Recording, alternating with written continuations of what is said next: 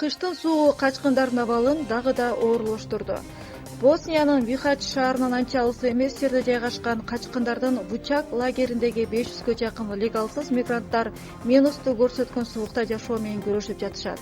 Качкындардын лагери Евро биримдиктин мүчөсү болгон Хорватиянын чек арасынан 15 чакырым алыстыкта турат. Мигранттардын жашоосун биринчи жааган кар ан сайын кыйындатты.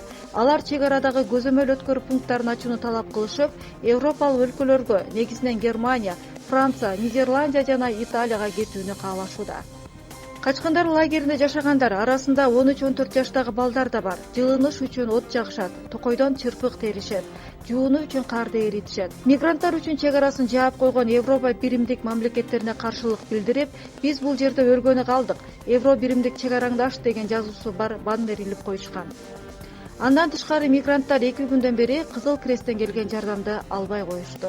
Лагерди башка районго көчүрүү чакырыгына карабай, бийлик дагы деле бул багытта чечкиндүү кадам жасай элек. Лагердин жашоочусу Афганистандан келген мигрант Мухаммед белгилегендей, качкындардын бүгүнкү күндөгү эң чоң көйгөйү бул чыкыроң суук жана кар.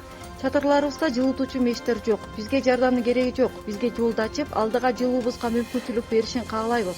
Бул жашоо эмес, деди Мухаммед.